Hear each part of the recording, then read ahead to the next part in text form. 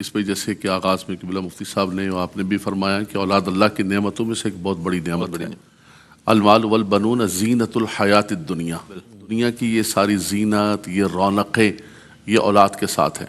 انبیاء کرام نے بھی اللہ کی بارگاہ کے اندر اولاد کے لیے دعائیں مانگی، رب ہب لی من الصالحین، بالکل ایسا ہی۔ ربنا آتنا من لدنک ذریۃ طیبۃ انک سمیع الدعاء، حضرت ابراہیم علیہ السلام، حضرت زکریا علیہ السلام۔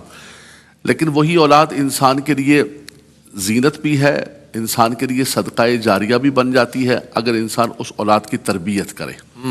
اللہ کے نبی صلی اللہ علیہ وسلم نے فرمایا کہ والدین اپنے اولاد کو جو تحائف دیتے ہیں، گفٹ دیتے ہیں، اس میں سب سے بہترین تحفہ ما نحل والد ولدا افضل من ادب حسن، انسان ان کو بہترین ادب سکھائے اور بہترین تربیت دے۔ بالکل۔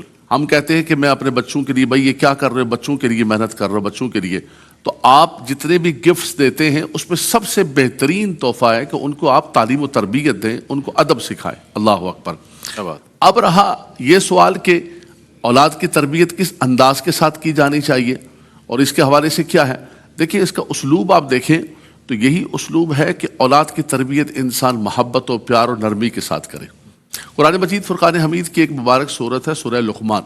حکیم لقمان نے اپنے بیٹے کی تربیت فرمائی۔ کیا بات۔ آپ دیکھیں ہر جملے پہ وہ کیا کہہ رہے ہیں، یا بنیا، اے میرے بیٹے، اے میرے بیٹے، یا بنیا لا تشرک باللہ ان الشرک لظلم، اللہ اللہ اللہ، میرے بیٹے سب سے پہلے اللہ کے ساتھ کسی کو شریک نہ کرنا۔ میرے بیٹے تمہارا، جیسے موسیٰ نے فرمایا نا کہ ترتیب وار عقائد، اے میرے بیٹے تمہارا اللہ کی ذات پر ایمان اور توکل بہت مضبوط ہونا چاہیے۔ یا بنیا انہا ان تک مثقال حبۃ من خردل فتکن فی صخرۃ او فی السماوات او فی الارض یاتی بہ اللہ۔ کیا بات۔ میرے بیٹے تمہارا یہ ایمان ہونا چاہیے کہ ذرہ برابر چیز ہو، پہاڑ میں چلی جائے، چٹان میں چلی جائے، ہمارا رب اس پر قدرت رکھتا ہے کہ اٹھا کے اس کو لے کے آ جائے۔ اللہ۔ یعنی آپ دیکھیں کہ بچپن سے بچے کا جو عقیدہ ہے اللہ کی ذات کے حوالے سے توکل ہے اور شرک سے اس کو دور کر کے رب تبارک و تعالیٰ پھر عمل پر لے کے آگے، اے میرے بیٹے، اے میرے بیٹے، یا بنیا اقم الصلاۃ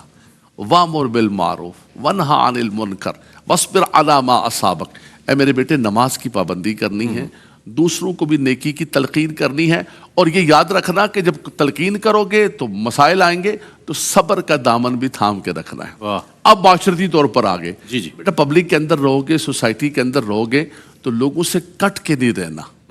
وَلَا تُصَعِّرْ خَدَّكَ لِلنَّاسِ وَلَا تَمْشِ فِي الْأَرْضِ مَرَحًا، نہ تکبر کے ساتھ زمین پر چلنا، نہ اپنے گال کو لوگوں سے پھیر لینا تکبر کرتے ہوئے، اور میرے بیٹے اپنی زندگی کے اندر ایک بیلنس لے کر آنا، تمہاری گفتگو میں، تمہارے چلن میں، تمہاری ہر چیز کے اندر ایک اعتدال ہونا چاہیے، بالکل آؤٹ آف وے نہ ہو۔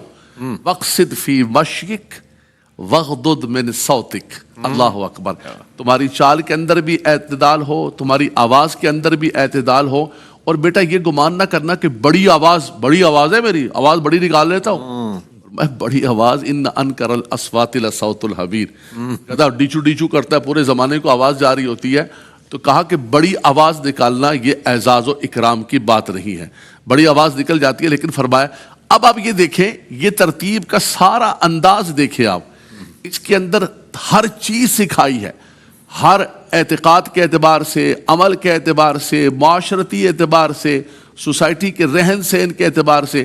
جب بچہ اس اعتبار سے تربیت کی جائے تو پھر کیا ہوتا ہے کہ انسان دنیا سے چلا گیا، اذا مات الانسان انقطع عنہ عملہ الا من ثلاثۃ صدقۃ جاریۃ، علم ينتفع به او ولد صالح یدعو لہ۔ کیا بات ہے، سبحان۔ ہاتھ اٹھا کے دعائیں دے رہا ہوگا، خدایا وہ میرے والدین جنہوں نے مجھے ایسی تربیت فرمائی، مجھے ایسی چیزیں سکھا کے گئے، میرا دین سکھا کے گئے، میری دنیا و آخرت اچھی کر کے گئے، فرمایا کہ یہ تب ہوگا کہ تم اپنی اولاد کی تربیت کرو گے، ورنہ یہی مال صدقہ جاریہ بنتا ہے، یہی اولاد صدقہ جاریہ بنتی ہے، یہی اولاد تمہارے لیے آزمائش اور فتنہ بن جاتی ہے۔ انما اموالکم و اولادکم فتنہ یا ایھا الذین آمنوا لا تلہکم اموالکم ولا اولادکم عن ذکر اللہ ومن یفعل ذلک فاولئک هم الخاسرون، اسی اولاد اور مال کی وجہ سے کہیں تم خسارے اور نقصان کے اندر نہ چلے۔